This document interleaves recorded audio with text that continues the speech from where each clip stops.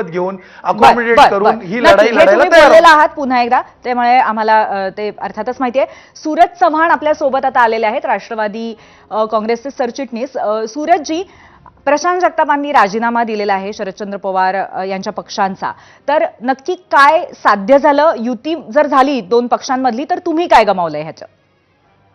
हे बघा, प्रशांत जगतापांनी राजीनामा दिला तो त्यांचा व्यक्तिगत निर्णय आहे. पण तो व्यक्तिगत निर्णय घेत असताना त्यांनी ज्या पद्धतीनं एक चित्र उभं केलं गेलं की मी विचारधारेवरती खूप ठाम आहे, विचारधारेसाठी लढतोय वगैरे वगैरे, ह्या फक्त आणि फक्त 2029 डोळ्यासमोर ठेवून राजकीय हेतूनं म्हणा किंवा राजकीय आपल्याला पुढच्या अचिव्हमेंट म्हणा, हे मिळवण्यासाठी प्रशांत जगतापाची विचारधारा ही जागृत झालेली आहे. खरं तर प्रशांत जगतापांना मला प्रश्न, मी त्यांच्या ज्या काही बाईट्स ऐकल्या त्याच्यानंतर मी पाहिलं की ते ज्या पद्धतीनं बोलत होते, मग ज्या वेळेस राष्ट्रवादी काँग्रेस पक्षाने बिनशर्त पाठिंबा हा भारतीय जनता पार्टीला देऊ गेला होता, त्यावेळेस प्रशांत जगतापांची विचारधारा झोपली होती का? आमचं नागालँडमध्ये भारतीय जनता पार्टी सोबत आम्ही ज्यावेळेस महाविकास आघाडीचं सरकार राज्यामध्ये होतं त्यावेळेस भारतीय जनता पार्टीच्या सरकारमध्ये आम्ही नागालँडला पाठिंबा दिला होता, त्यावेळेस प्रशांत जगतापांची विचारधारा झोपली होती का? आणि शिवसेनेसोबत गेल्याच्या नंतर सुद्धा प्रशांत जगतापांची विचारधारा झोपली होती का? कारण हे विचारधारा सोयीनुसार आणि आपल्या फायद्यासाठी जागृत करणारे लोक कथित विचारधारेचे नसतात, हे संधी साधू लोक असतात. हे मला आपल्याला या निमित्तानं नमूद करायचं आहे. आणि दुसरी गोष्ट, राष्ट्रवादी काँग्रेस पक्षाबद्दल जो काही निर्णय घ्यायचा आहे तो सन्माननीय अजितदादा पवार घेतील.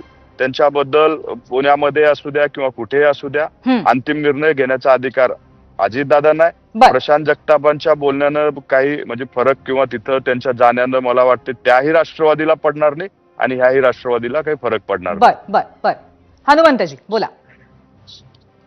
आमचे मित्रबंधू सूरजजी चव्हाण यांनी प्रशांत जगतापांची विचारसरणी आत्ताच कशी जागली असा प्रश्न उपस्थित केला. तर प्रशांतजी जगताप यांची जी विचारसरणी आहे, जे बारामती लोकसभेमध्ये 2024चा सुप्रियाताई ज्या विचारसरणीच्या विरोधामध्ये लढत होत्या, मतं मागत होत्या, तीच विचारधारा आजही प्रशांत जगतापजी सांगतायत ना. त्याच्यापेक्षा वेगळं काय सांगतायत का? शिवशाहू फुले आंबेडकर विचारधारा सांगतायत, संघ भाजपाला विरोध करायचा असं सांगतायत. असं सांगून तर प्रशांतजी जगताप पुणे शहराचे अध्यक्ष झाले होते, पुण्यामध्ये नेतृत्व करत होते राष्ट्रवादी काँग्रेस पक्षाचं.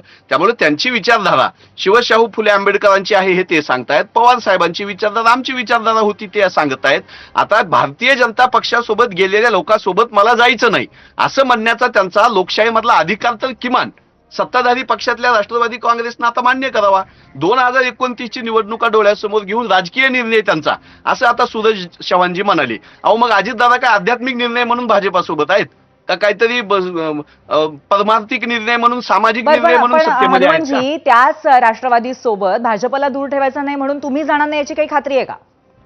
आम्ही भारतीय जनता पक्षासोबत सत्तेमध्ये असलेल्या कुण्याही पक्षासोबत जाणार नाही. काळ्या दगडावरची पांढरी रेषा प्रदेशाध्यक्ष बोललेत, आमचे ज्येष्ठ नेते आमचे बोललेले आहेत. भाजपासोबत असलेल्या पक्षासोबत आम्ही जाणार नाही. बर, अखिलजी तुमचाही असाच पवित्र असणार आहे पुण्यामध्ये?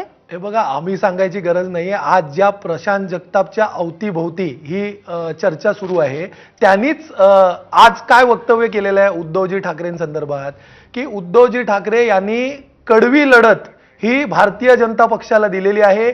भारतीय जनता पक्षाने